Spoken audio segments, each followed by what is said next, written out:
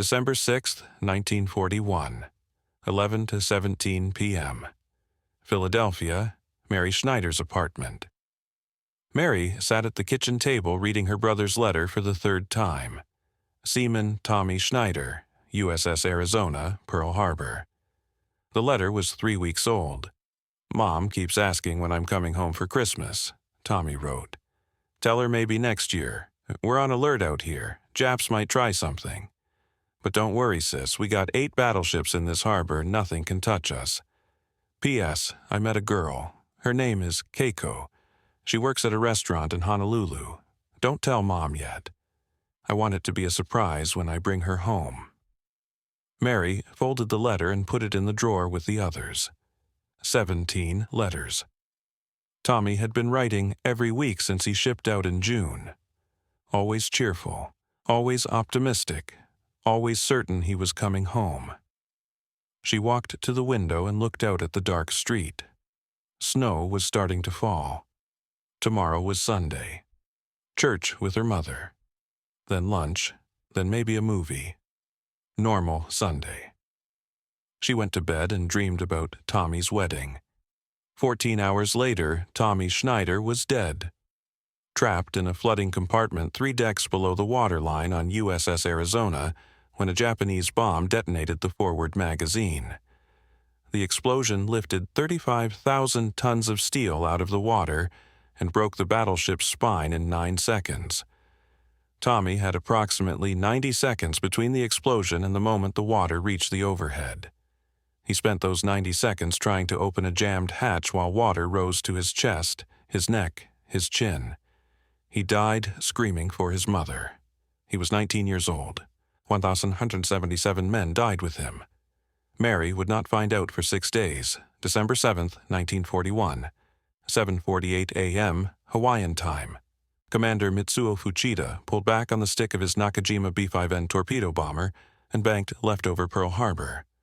Below him, geysers of white water erupted around Battleship Row as torpedoes found their targets. Black smoke boiled from USS Oklahoma as she began her death roll. USS Arizona sat low in the water, flames dancing across her superstructure. Then the forward magazine detonated. The explosion created a fireball 500 feet high. Fuchida felt the shockwave hit his aircraft from 3,000 feet altitude. He keyed his radio. "Tora, Tora, Tora. Tiger, Tiger, Tiger." Complete surprise achieved. But as Fuchida circled for his second pass, something gnawed at him. The harbor was full. 8 battleships, a dozen cruisers, dozens of support vessels, all burning or sinking. Total victory. Except 3 berths sat conspicuously empty. USS Enterprise, USS Lexington, and USS Saratoga were somewhere at sea. The American carriers, the primary targets, had escaped. Fuchida stared at those empty berths and felt cold dread settle into his stomach despite the tropical heat. Those carriers would come hunting, and when they found the Japanese task force, there would be a reckoning. 2 hours later, Fuchida landed on carrier Akagi. The flight deck was chaos. Pilots shouting their kill counts. Deck crews painting rising sun symbols on aircraft fuselages to mark confirmed kills. Mechanics celebrating. Vice Admiral Chuichi Nagumo stood on the bridge staring south toward Hawaii through binoculars. His staff officers were screaming at him. Launch a third strike. Finish them. Destroy the fuel depots, the repair facilities, the submarine base, the dry docks. Turn Pearl Harbor into a graveyard that will take America 5 years to rebuild. Nagumo lowered his binoculars and looked at his air staff commander. "Where are the American carriers?" The commander checked his plots. "Unknown, Admiral. Possibly 200 miles south, possibly 200 miles north. We have no contact." Nagumo stared at the map. "If I launch a third strike, my aircraft will be rearming on deck when the American carriers find us. 4 Japanese carriers with decks full of bombs and aviation fuel. 1 lucky American bomb, and we lose everything." He turned to his staff. "We withdraw. North, now. Make full speed. The staff officers protested. We have them beaten. We can destroy their entire Pacific infrastructure in one more strike. Nagumo slammed his hand on the table. And lose 4 carriers doing it? No. We have accomplished our mission. 8 battleships sunk. The Pacific Fleet is crippled.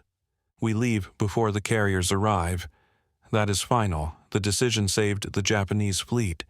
It also doomed the Japanese Empire, because those fuel tanks and repair facilities would allow America to rebuild faster than Japan could imagine, and that rebuilding would bury Japan in American steel. Tokyo, December 8, 1941. 3:00 a.m. Admiral Isoroku Yamamoto stood at his office window on the 3rd floor of Naval General Staff Headquarters, watching crowds celebrate in the street below. People were dancing, cheering, newspapers screaming, "Great victory! Pacific Fleet annihilated! Emperor's forces supreme!" Yamamoto's staff had been trying to get him to join the celebration for 2 hours. He had ordered them out of his office. Now he stood alone, watching Tokyo celebrate the beginning of a war he knew Japan could not win. His chief of staff, Captain Kuroshima, knocked quietly and entered. "Admiral, the staff wishes to open champagne in your honor." Yamamoto did not turn from the window. "Tell them no." Kuroshima hesitated. "Sir, we have achieved complete surprise. 8 battleships destroyed. The American Pacific Fleet is crippled. This is the greatest naval victory in history. Why are you not pleased?" Yamamoto finally turned to face him. "Because I have awakened a sleeping giant, and I am the only man in Japan who understands what that means." Kuroshima looked confused. "Admiral, America is weak, soft. They will never cross the Pacific to fight us.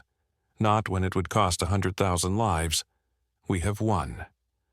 Yamamoto sat down at his desk and opened a folder. Inside were photographs.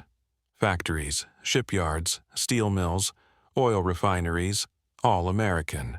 All taken during his years living in the United States. Yamamoto spread the photographs on his desk. "I lived in America for 4 years. I studied at Harvard. I traveled from New York to California. I saw the automobile factories in Detroit that produce 5,000 cars per day. I saw the steel mills in Pittsburgh that operate 24 hours a day and glow red at night from the heat of the furnaces. I saw farmland in Kansas that stretched to the horizon in every direction. I saw a nation with 130 million people, unlimited resources, and industrial capacity that dwarfs Japan's by a factor of 10. He looked at Kuroshima. "We have attacked a nation that can produce more steel in 1 month than Japan produces in 1 year. If this war lasts more than 18 months, America will bury us. Not in courage, not in tactics, in steel, pure industrial output. And nothing we do can stop it." Kuroshima stared at the photographs. "Then why did we attack them?" Yamamoto closed the folder. "Because the army insisted. Because the emperor's advisors insisted. Because the oil embargo left us no choice. Because I was ordered to find a way to win a war I knew we could not win. So I gave them Pearl Harbor. I gave them the greatest tactical victory possible. I destroyed their battleship fleet in 2 hours, and I pray to God that it is enough to force them to negotiate. Because if they do not negotiate, every man, woman, and child in Japan will pay for this attack with their lives." Kuroshima left quietly. Yamamoto returned to the window. Below, the celebrations continued. But Yamamoto was calculating. Japan had 18 months to build a defensive perimeter so strong that breaking it would cost more American lives than America was willing to sacrifice. 18 months to win the war before American industry turned the Pacific Ocean into an American lake, filled with American ships that Japan could not hope to match. Everything depended on those 18 months. If Japan failed, the war was over. Japan simply would not know it yet. December 13th, 1941, Philadelphia. 4:37 p.m. Mary Schneider heard the knock on the apartment door and knew. She had been dreading this moment for 6 days, ever since the radio had broadcast the attack. She opened the door to find 2 Navy officers standing in the hallway. One was holding a telegram. The other was holding his hat against his chest. Behind them, snow was falling. "Miss Schneider?" "Yes." "We regret to inform you that Seaman Thomas Schneider was killed in action December 7, 1941, aboard USS Arizona. The Secretary of the Navy extends his deepest sympathies for your loss. Your brother died in defense of his country." The officer held out the telegram. Mary did not take it. She just stood there staring at the words on the paper. Killed in action. USS Arizona, December 7th. The words would not connect to anything real. Mary's mother appeared behind her. "What's happened? Who is it?" The older officer looked past Mary. "Ma'am, I'm very sorry. Your son Thomas was killed at Pearl Harbor." Mary's mother screamed. The sound was inhuman, raw. Mary caught her as she collapsed and half carried, half dragged her to the couch. The officers stood in the doorway, uncertain. "We can call someone, a doctor, a priest." Mary shook her head. "Just go, please." The officers left. Mary sat on the couch holding her mother while she sobbed. Mary still had not cried. She was thinking about Tommy's last letter. He had met a girl. Her name was Keiko. He was going to bring her home, introduce her to the family. Mary was supposed to be a bridesmaid at their wedding. Now Tommy was dead, trapped in a flooded compartment, drowning in darkness, screaming for help that never came. Mary felt something break inside her, not sadness, rage. Someone had killed her brother. Someone had put bombs on aircraft and flown them to Pearl Harbor and dropped them on American ships and killed Tommy while he was sleeping 3 decks below the waterline with no warning and no chance to fight back. Someone had murdered him, and that someone was going to pay. Mary stood up. "Where are you going?" her mother sobbed. Mary put on her coat. "I'm going to get a job at the shipyard." Her mother looked at her like she was insane. "What? Why?" Mary buttoned her coat. "Because boys are dying. Because Tommy died and I can't bring him back. But I can build the ships that kill the people who killed him. I can do that. So I'm going to do that." December 20th, 1941, Philadelphia Naval Shipyard, 5:47 a.m. Mary Schneider stood in line with 300 other people waiting to apply for shipyard work. The temperature was 19 degrees. Her breath came out in white clouds. The line stretched around the building. Most were men, but there were women too. Older women whose sons had died at Pearl Harbor. Young women whose husbands were in the Philippines waiting for reinforcements that would never come. Mothers, sisters, wives, all come to do the one thing they could do: build ships. The hiring manager sat behind a desk that had been set up in the main assembly hall.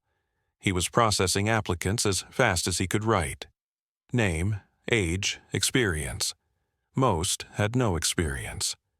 He did not care. The Navy needed ships. Ships required workers. Experience could be taught. Mary reached the front of the line at 7:15 a.m. The manager looked at her application. Mary Schneider, 19 years old, no shipbuilding experience. He looked up at her. "Why do you want to work here?" "My brother was killed on Arizona." The manager's expression changed. He stamped her application. "Report to Building Way 3 tomorrow 6 a.m. You're building USS Essex, fleet carrier, 27,000 tons, 90 aircraft. She's going to carry the war to Japan and burn their cities until there's nothing left but ash. You good with that?" "Yes, sir," Mary said. "I'm very good with that." The next morning, Mary reported to Building Way 3 at 5:50 a.m. The foreman, Frank Morrison, 52 years old, missing 2 fingers from a crane accident in 1938, looked at her personnel file. "You ever welded before?" "No, sir." "You afraid of heights?" "No, sir." "You afraid of hard work?" No, sir. Good. Morrison handed her welding gear that weighed 40 pounds. Gloves, helmet, torch, cables. Stick here today, watch Carlos. He'll show you how to strike an arc. Tomorrow you'll weld. Day after that, you'll weld on the ship. Any questions? Mary looked at the massive hull of USS Essex rising in the building way. The ship was only 30% complete. Skeletal frames, bulkhead plates, exposed compartments, it looked impossible. How long until she's finished? Morrison checked his clipboard. Contract says 36 months from keel laying. We laid the keel April 28th, so she should commission in April 1944. Mary stared at him. That's 28 months from now. Boys are dying right now. Morrison looked at her. I know. That's why we're going to build her in 20 months. I don't know how yet, but we're going to figure it out. Because you're right, boys are dying, and they need ships. Now get to work. Mary spent the first day watching Carlos Mendoza, 34, father of 3, weld bulkhead plates. The welding torch generated 6,000-degree heat in a confined space. Carlos worked for 10 hours straight with 2 15-minute breaks. His hands never shook. His welds were perfect beads of molten steel that cooled into joints stronger than the surrounding metal. Mary watched him work and understood. This was not just a job, this was warfare. Carlos was fighting Japan with molten steel, and he was not going to lose. The next day, Mary welded her first joint. It took her 20 minutes to do what Carlos did in 2. The bead was uneven. The penetration was inconsistent. Morrison inspected it and shook his head. Not good enough. Grind it out. Start again. Mary ground out the weld and started over. This time it took 18 minutes. Still not good enough. Again. She did it again and again and again. By the end of the day, she could do it in 5 minutes. Morrison inspected the weld, said nothing, and walked away. Carlos leaned over. That means it passed. Mary allowed herself a small smile. 1 weld down. 10,000 to go. But across the Pacific, Japan was not idle. While American shipyards hired workers, Japanese forces were preparing to conquer an empire. December 8, 1941. The Philippines. Japanese forces landed at Lingayen Gulf. 43,000 troops supported by naval bombardment and air superiority. The American and Filipino defenders, under General Douglas MacArthur, fell back toward the Bataan Peninsula. They were outnumbered, outgunned, and cut off. MacArthur sent desperate messages to Washington. Send reinforcements, send supplies, send anything. Washington replied with cold mathematics. There are no reinforcements. You are on your own. Hold as long as possible. December 10, 1941. South China Sea. Japanese aircraft sank HMS Prince of Wales and HMS Repulse, 2 British battleships in open water using only aircraft. It was the first time in history that aircraft alone had sunk modern capital ships underway and fighting back. The lesson was clear. The age of the battleship was over. The age of the aircraft carrier had begun, and Japan had 10 carriers. America had 3. December 22, 1941. Wake Island. 449 U.S. Marines and Navy personnel defended a tiny coral atoll against 2,000 Japanese troops supported by aircraft and naval gunfire. The defenders held for 15 days. They sank 2 destroyers, shot down 21 aircraft, killed over 800 attackers. When asked if they needed anything, Major James Devereux sent back the message. Send us more Japs. But on December 23rd, surrounded and out of ammunition, Wake Island surrendered. The last radio message said, "Enemy on island. Issue in doubt." Then silence. The news reached Philadelphia on Christmas Eve. Mary Schneider read the headline, "Wake Island Falls. 449. Defenders overwhelmed." She read the article 3 times. 449 men had held out for 15 days against impossible odds because there were no ships to reinforce them, no carriers to provide air cover, no cruisers to provide gunfire support. They died because America did not have enough ships. Mary folded the newspaper, put on her coat, and went to the shipyard. It was Christmas Eve. The yard was supposed to be closed. She did not care. She found Morrison in the office. "I want to work. It's Christmas Eve," Morrison said. "Go home. Be with your family." Mary looked at him. 449 men just died on Wake Island because we don't have enough ships. I'm not going home. Morrison stared at her for a long moment. Then he stood up and grabbed his coat.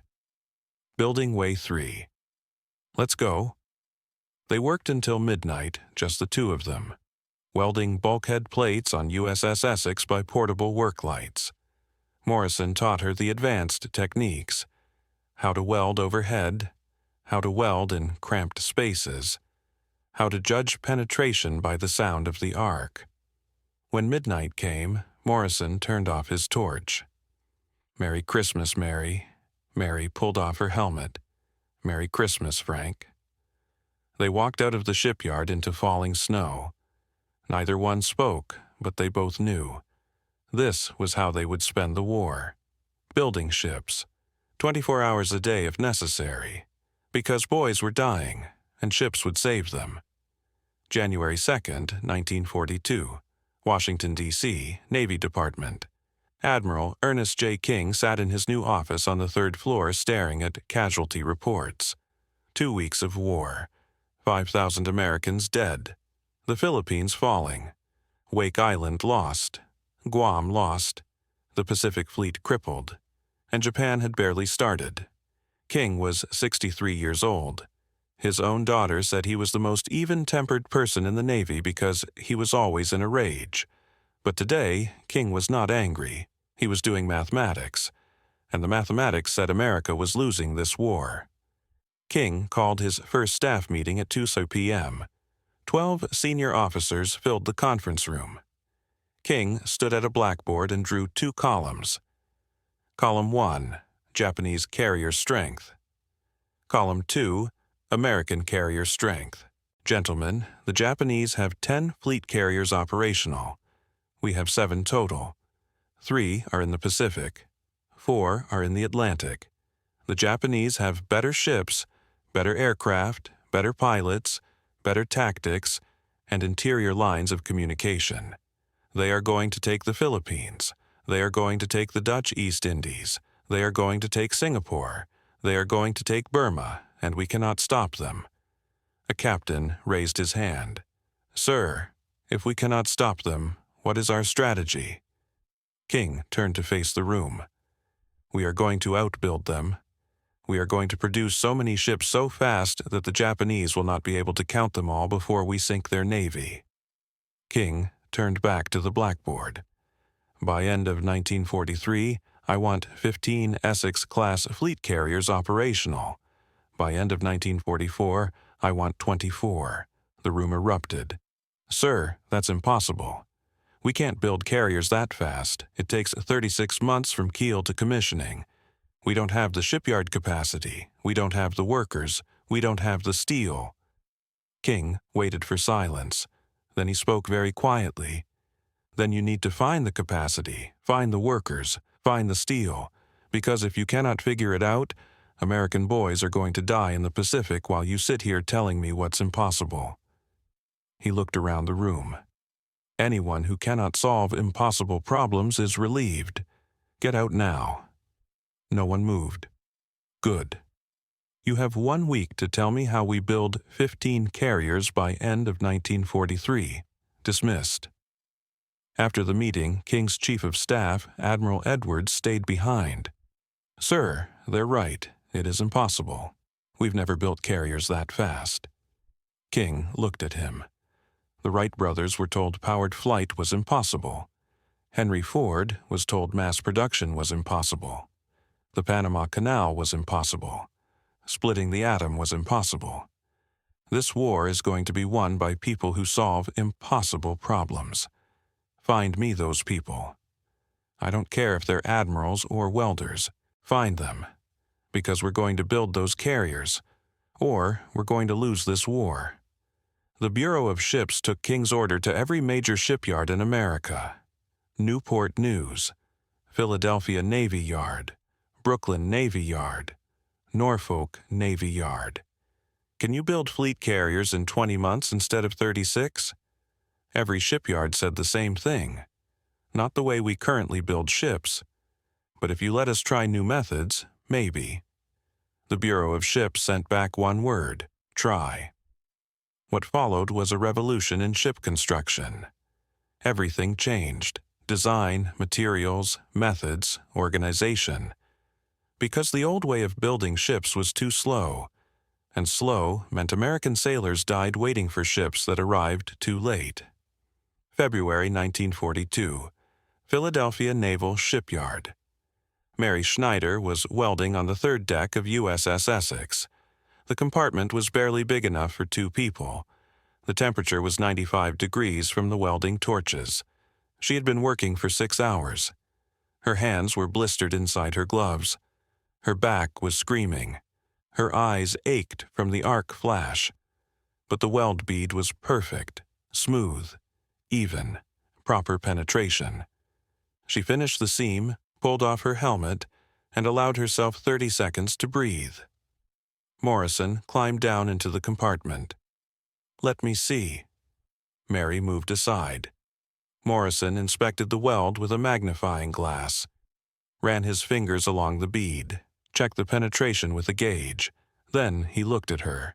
"This is perfect." Mary nodded. "Good." Morrison kept staring. "No, I mean, this is perfect. This weld is better than work I've seen from guys with 20 years' experience." "How old are you?" 19. Morrison shook his head. "You should not be this good this fast. What's your secret?" Mary looked at him. "My brother is dead. This ship is going to kill the people who killed him. Every bad weld is a weak point. A weak point means the ship might sink. The ship sinks, it can't kill anyone. So I don't make bad welds." Morrison stared at her for a long moment. "How would you like a promotion?" Mary looked confused. "To what?" "Lead welder? Supervisor? You'd be in charge of quality control for an entire section." Mary looked around the cramped compartment. "I like welding." Morrison nodded. "I know. But we need someone who understands that every weld matters. That one micro crack can kill 2,600 men. Most welders don't understand that. You do. So I need you teaching others, making sure every weld is perfect. Because you're right, bad welds kill people." Mary thought about it, then nodded. "Okay, when do I start?" "Tomorrow," Morrison said.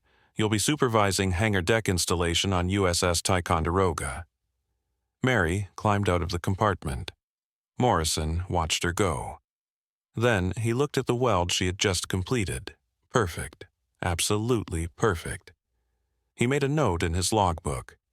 Mary Schneider, promoted to lead welder, age 19. Best welder I've ever seen. She's going to win this war. But while America was training welders, Japan was conquering an empire. February 15, 1942. Singapore fell. 80,000 British, Indian, and Australian troops surrendered to 30,000 Japanese soldiers. Churchill called it the worst disaster in British military history. Japan had captured the fortress that was supposed to be impregnable in just 7 days. March 9, 1942. The Dutch East Indies surrendered. Japan now controlled the oil fields that would fuel their war machine. The Southern Resource Area was complete. March 11, 1942. General Douglas MacArthur evacuated the Philippines. His last message to the Filipino and American troops he left behind: "I shall return." But 75,000 men remained, surrounded, starving, out of ammunition. They would surrender in May. Thousands would die on the Bataan Death March. By April 1942, Japan had conquered an empire. Territory containing 450 million people. Resources beyond measure. Oil from the Dutch East Indies. rubber from Malaya, rice from Indochina, iron from the Philippines. Japan was resource independent for the first time in its history, and the defensive perimeter was complete, a chain of fortified islands stretching from the Aleutians to Burma. Any American attempt to breach this perimeter would face land-based aircraft, submarines, and the combined fleet. The mathematics were simple. To retake one coral atoll would cost 10,000 American lives. To retake the entire Pacific would cost 500,000. America would never pay that price. Japan had won, or so they thought. Tokyo, April 18, 1942, 12:30 p.m. Air raid sirens wailed across the city. People looked up to see the impossible. American B-25 bombers, flying at 200 feet, dropping bombs on Tokyo, the Doolittle raid. 16 bombers launched from USS Hornet 650 miles from Japan. The damage was minimal. A few buildings destroyed, a few dozen casualties.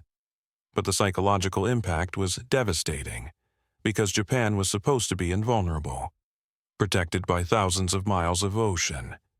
And now, American aircraft were bombing the Emperor's palace. If American bombers could reach Tokyo, nothing was safe. Yamamoto received the news in his office. He sat very still for a long time. Then he called an emergency meeting of the Naval General Staff. "Gentlemen, the Americans have just bombed Tokyo. Our military has failed to protect the Emperor. Our defensive perimeter has failed. Our strategy has failed. We must take offensive action immediately. The target is Midway Island. If we capture Midway, we threaten Hawaii. The Americans will respond with every available carrier, and we will destroy them. 4 Japanese carriers against 3 American carriers. We will win decisively and force America to negotiate peace." The plan was brilliant. It was also doomed, because Japanese intelligence had fatally miscalculated American ship production. Tokyo, May 1942. Lieutenant Commander Takeo Yoshikawa sat in his office at Naval Intelligence reviewing reports from agents in America. Yoshikawa had spent a year in Hawaii before Pearl Harbor gathering intelligence on ship movements. Now he analyzed American industrial capacity. The reports made no sense. American shipyards were hiring workers at rates suggesting carrier production of 12 to 15 vessels by 1944. Yoshikawa ran the calculations 3 times. Impossible. Building a carrier took 36 to 48 months. Simple mathematics said America could not have more than 6 carriers by late 1943. But one report disturbed him. An agent in California had photographed workers at Philadelphia Naval Shipyard. The photograph showed women welding, women operating cranes, women doing jobs that in Japan were done only by men with years of training. Yoshikawa stared at the photograph. If America was putting women in shipyards, that suggested desperation, or total mobilization. He did not know which was more dangerous. Yoshikawa drafted his report. American carrier threat minimal through 1943. Current construction indicates maximum 6 fleet carriers by year-end 1943. He signed it and filed it. The report was wrong. Catastrophically wrong. But Yoshikawa was analyzing American production using Japanese methods. He could not imagine American shipyards doing what Japanese yards could not do. That failure of imagination would cost Japan the war. June 4, 1942. The Battle of Midway. Admiral Yamamoto's plan to destroy the American carriers failed in the most catastrophic way possible. The battle turned in 5 minutes. American dive bombers from USS Enterprise caught 3 Japanese carriers with their flight decks full of armed and fueled aircraft. The first bomb hit carrier Akagi's flight deck and detonated among aircraft being refueled. The resulting explosion set off a chain reaction. Aviation fuel ignited. Bombs cooked off. Torpedoes exploded. Within minutes, Akagi was a floating inferno. Carrier Kaga suffered the same fate. Then Soryu. 3 carriers destroyed in 5 minutes. Commander Fuchida, who had led the attack on Pearl Harbor, watched from Akagi's flight deck as his ship died. He tried to reach the bridge to report, but the ladders were twisted wreckage. Fire was everywhere. Men were jumping overboard to escape the flames. Fuchida climbed down a rope and fell 20 feet into the ocean. He was rescued 3 hours later by a destroyer. He watched Akagi burn until she capsized and sank. 221 men went down with her. Fuchida survived, but he knew Japan had just lost the war. The 4th carrier, Hiryu, launched a counterattack and severely damaged USS Yorktown. But American dive bombers found Hiryu that afternoon and turned her into a burning wreck. By nightfall, 4 Japanese carriers were sinking or sunk. Japan had lost not just the carriers, but 248 aircraft and over 3,000 men. More importantly, Japan had lost 110 of the best pilots in the world. Men who had bombed Pearl Harbor. Men who had conquered the Dutch East Indies. Men who had sunk HMS Prince of Wales. These pilots could not be replaced. Training a carrier pilot took 2 years. Japan did not have 2 years. June 6, 1942. Tokyo. Emergency meeting of the Naval General Staff. The room was silent. Admiral Yamamoto sat at the head of the table, staring at casualty reports. 4 carriers lost. 248 aircraft. 3,000 men. 110 elite pilots. Vice Admiral Fukudome finally spoke. "Admiral, how do we replace these losses?" Yamamoto looked up. "We cannot. Not in time. Japan has the shipyard capacity to build perhaps 4 carriers by 1944. But training pilots will take longer. The men we lost at Midway represented 10 years of training. We cannot replace 10 years in 2 years. Captain Yonai raised his hand. "Admiral, intelligence estimates America will have 6 carriers by late 1943. If we can build 4, the balance of power remains roughly equal." Yamamoto shook his head. "Intelligence is wrong. America will have more than 6 carriers. Many more." Yonai looked confused. "Sir, that's impossible. Building carriers takes 36 months minimum. America did not start construction until after Pearl Harbor. The mathematics does not support more than 6 carriers by 1943. Yamamoto opened a folder and spread photographs on the table. "These are American shipyards: Philadelphia, Newport News, Norfolk, Brooklyn. Look at them." The photographs showed massive construction facilities operating at night under floodlights. Thousands of workers. Women welding. Prefabricated hull sections being lifted by crane. Ships in various stages of completion. Yamamoto pointed at one photograph showing USS Essex 50% complete. This carrier was laid down in April 1941. This photograph was taken in February 1942. 10 months. The ship is half finished. At this rate, she will commission in 20 months, not 36. 20. The room stayed silent. Yamamoto continued. "America is not building carriers the way we build carriers. They are using mass production techniques. Prefabrication. Standardization. 3 shifts, 24 hours a day. Hundreds of thousands of workers. They are building carriers the way they build automobiles." He looked around the table. "Gentlemen, if America can build carriers in 20 months instead of 36, they will have 10 or 12 carriers by late 1943, perhaps 15, and we will have 6. The mathematics are simple. We have already lost this war. We simply do not know it yet." But in Philadelphia, Mary Schneider did not know she was winning the war. She only knew that more boys were dying every day, and she was going to build ships faster. May 1942. Mary was promoted to lead welder at age 20. She supervised a crew of 22 welders installing the armored hangar deck on USS Ticonderoga. The hangar deck was the ship's primary strength deck. If it failed in heavy seas, the ship broke in half, and 2,600 men died. Mary inspected every weld personally. She used magnifying glasses, penetration gauges, ultrasonic testing equipment. She rejected welds that looked perfect but showed microscopic flaws. Her crew hated her.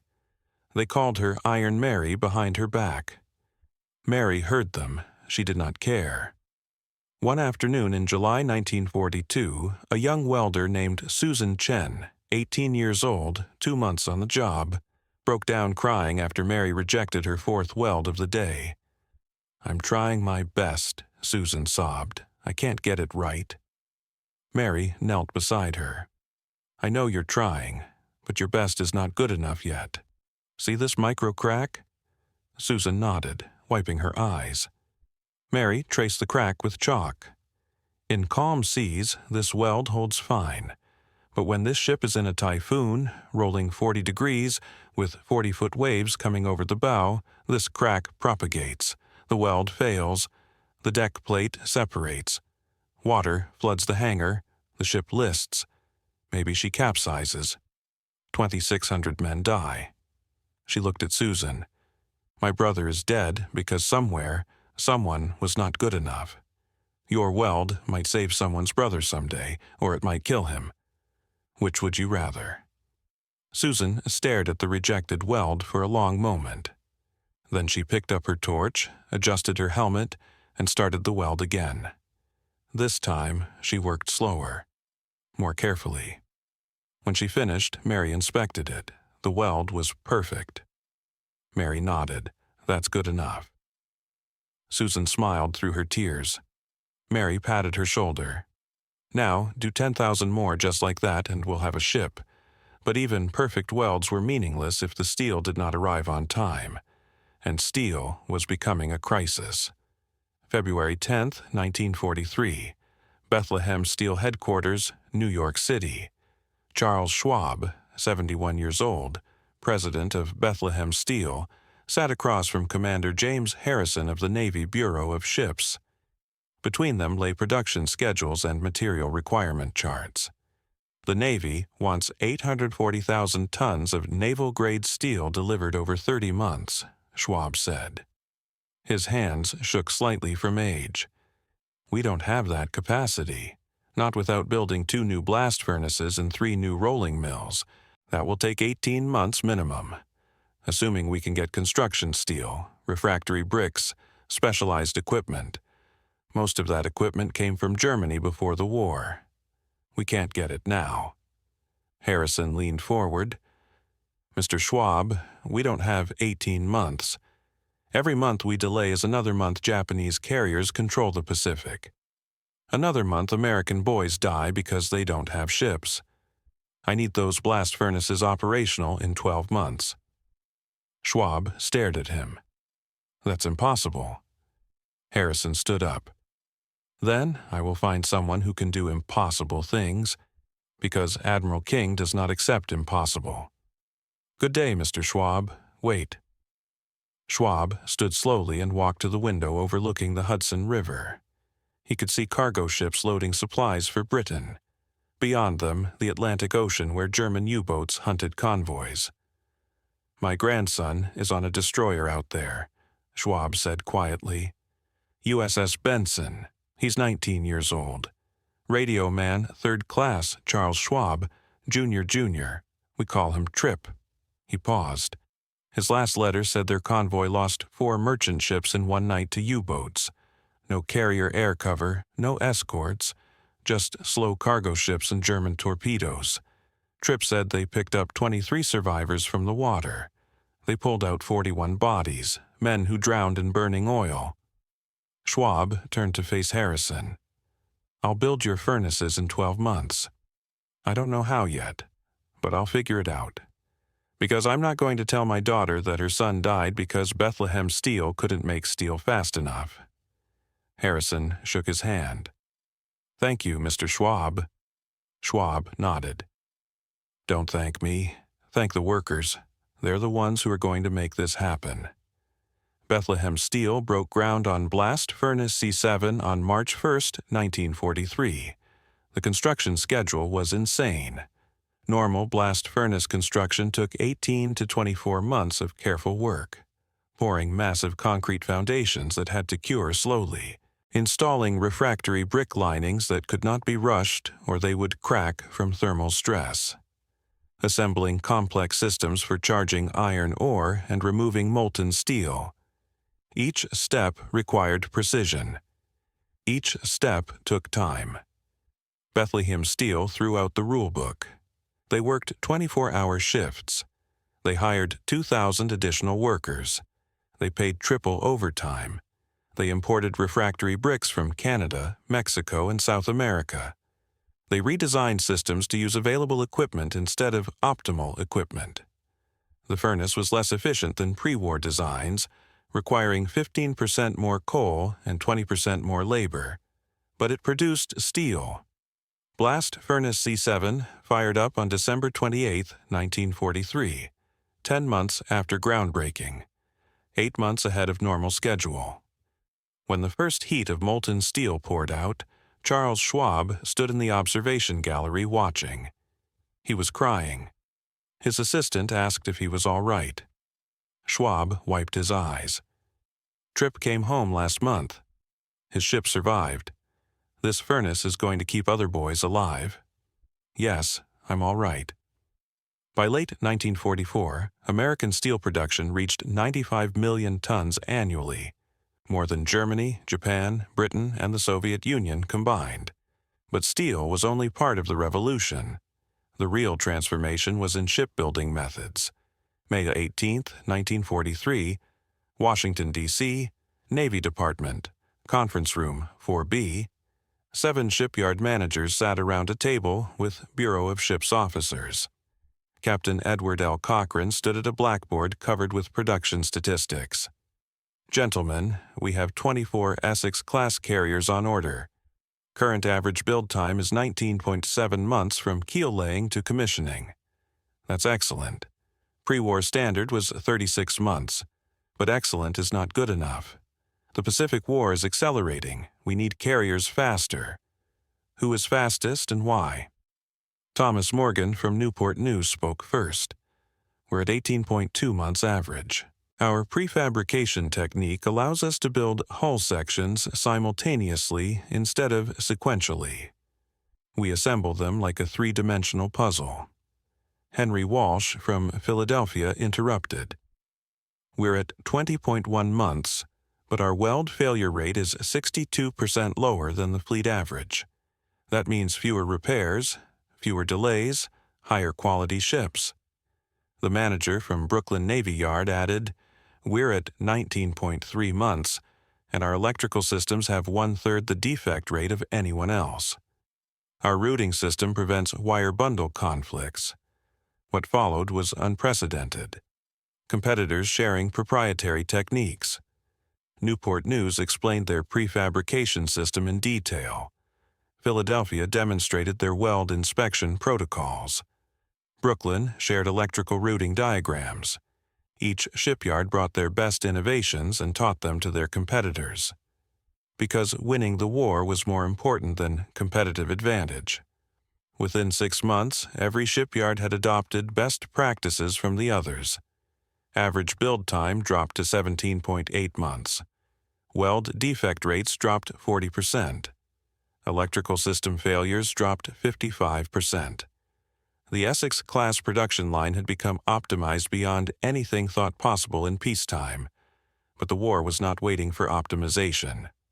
August 1943, the balance of power was shifting.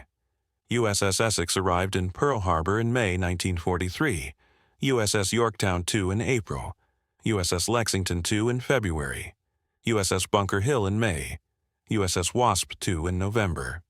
Every month brought another carrier. By December 1943, America had 10 fleet carriers operational in the Pacific. Japan had 6. The mathematics had reversed completely. American task forces could absorb losses that would cripple Japan. If America lost 2 carriers, 4 more would arrive within 6 months. If Japan lost 2 carriers, replacements would take years, and Japanese naval aviation was being bled white. At Midway, Japan lost 110 elite pilots. At Guadalcanal, 400 more. At Rabaul, 300 more. By late 1943, Japan had lost over 2,000 experienced pilots. The replacements were undertrained teenagers with 100 hours of flight time. American pilots had 300 hours minimum. The quality gap was becoming a slaughter. November 20th, 1943. Tarawa Atoll. The first test of America's industrial buildup. 35,000 Marines assaulted a fortified coral atoll defended by 4,500 Japanese troops. The battle was savage. Marines wading ashore through chest-deep water while Japanese machine guns cut them down. The fighting lasted 76 hours. The Marines took 3,400 casualties. But Tarawa fell, and the lesson was clear. America could take casualties that would have been unacceptable in 1942, because America had the ships to deliver reinforcements, the carriers to provide air cover, the industrial capacity to replace every loss. But Japan made one final desperate gamble. October 1944, the Battle of Leyte Gulf, the largest naval battle in history. Japan committed every available ship in a desperate attempt to destroy the American invasion fleet in the Philippines. 3 Japanese task forces converged on Leyte Gulf. If they succeeded, they would sink dozens of American transports and delay the reconquest of the Philippines by a year. But they faced an American fleet that was overwhelming. 7 fleet carriers, 8 light carriers, 18 escort carriers, 6 battleships, 28 cruisers, 85 destroyers, over 2,500 aircraft. The battle lasted 4 days. Japan lost 4 carriers, 3 battleships, 10 cruisers, and 11 destroyers.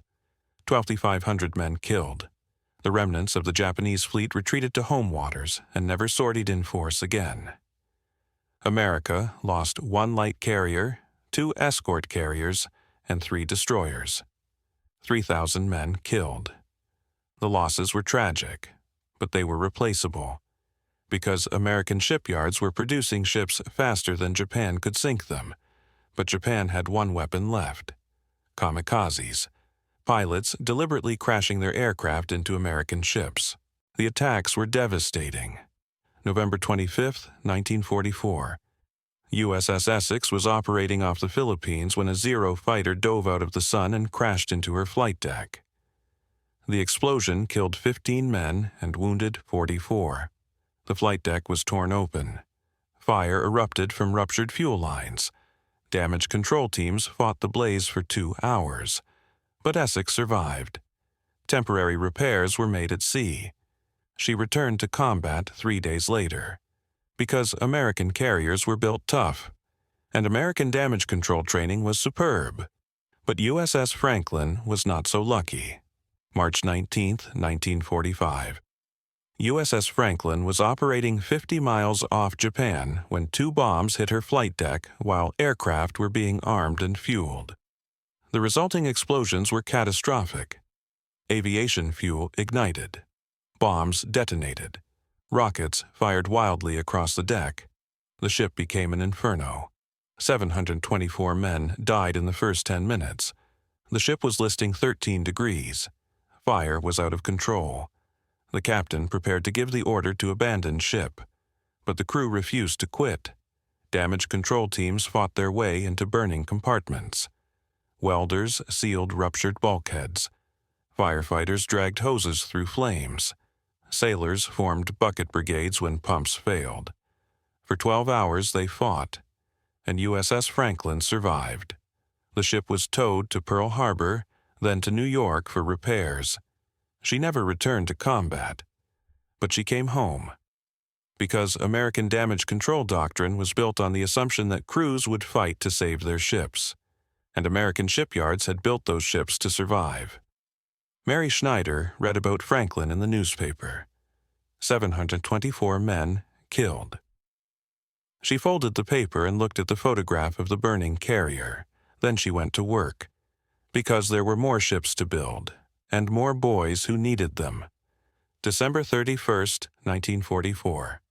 Philadelphia Naval Shipyard, USS Ticonderoga commissioned. Mary Schneider stood on the pier watching the ceremony. She had supervised the hangar deck installation, every weld, every plate, every bolt. For 18 months she had climbed into that ship every morning and worked until she could not stand. Her hands were permanently scarred from burns. Her back ached constantly. She was 23 years old and felt 50. But USS Ticonderoga was perfect. The hangar deck would never fail, not in any storm, not in any combat. Mary had made sure of that. Morrison walked over to her. "You should be proud. You built a great ship." Mary nodded. "It's not about pride. It's about Tommy." Morrison understood. "Your brother?" Mary nodded again. "He died on Arizona. This ship is going to make sure someone else's brother comes home. That's all I wanted." USS Ticonderoga went on to earn 5 battle stars. She survived 2 kamikaze attacks. She put bombs on Tokyo. She came home in 1945, and every sailor who served on her owed his life to a 19-year-old waitress from Philadelphia who learned to weld and refused to accept anything less than perfection. By war's end, American shipyards had completed 17 Essex-class fleet carriers, 9 Independence-class light carriers, 122 escort carriers, over 2,700 Liberty ships, 534 destroyer escorts, 349 destroyers. The numbers were staggering. In 4 years, America had built more naval tonnage than existed in the entire world in 1939. Japan, in the same period, completed 6 fleet carriers. August 15, 1945. Japan surrendered. The war was over. 50 million dead worldwide. 418,000 Americans killed. The numbers were horrific. But the Pacific War had been decided not at Midway, not at Leyte Gulf, not at Iwo Jima or Okinawa. The Pacific War had been decided in December 1941 when Japan attacked Pearl Harbor and failed to sink the American carriers. Because those carriers came home. And behind them came Essex and Yorktown and Lexington and Intrepid and Bunker Hill and Wasp and Hornet and Franklin and Ticonderoga and a dozen more. September 2nd, 1945, Tokyo Bay, USS Missouri. General Douglas MacArthur stood on the deck watching Japanese officials sign the surrender documents. Behind Missouri, 30 American aircraft carriers floated at anchor. The demonstration was deliberate. Japan had gambled that America lacked the will and capacity to cross the Pacific and reconquer an empire. Japan had been wrong. America had crossed the Pacific and brought 30 carriers to prove it. Philadelphia, September 3, 1945. Mary Schneider stood in front of her apartment building reading the newspaper. The war was over. Japan had surrendered. The headline read, "Peace. Japan surrenders unconditionally." Mary stared at the headline for a long moment. Then she folded the paper and went inside. Her mother was waiting. "It's over," her mother said. "We won." Mary nodded. "Yeah, we won." But Mary did not feel victorious. She felt empty, because Tommy was still dead, and winning the war did not bring him back. Her mother understood. She hugged Mary and they stood there in the kitchen for a long time. Finally, Mary pulled away. "I need to go to the shipyard." "Why?" her mother asked. "The war is over." Mary put on her coat. "There are still ships under construction. They need to be finished properly." Her mother smiled sadly. "You can't save him, Mary." "I know," Mary said, "but maybe I can save someone else's brother." Mary worked at Philadelphia Naval Shipyard until 1946. She supervised the completion of the last Essex-class carriers. Then she quit. She never welded again. She got married in 1947, had 3 children, lived quietly in Philadelphia until she died in 1998 at age 76. She never talked about the war. Her children did not know what she had done until after her funeral when they found a box in the attic. Inside were photographs. Mary in coveralls and welding helmet. Mary with her crew. Mary standing in front of USS Essex on commissioning day, and a letter from the Navy Department thanking her for her service. Her son read the letter and cried, because he finally understood. His mother had not fought in the war. She had won it. The final accounting was brutal.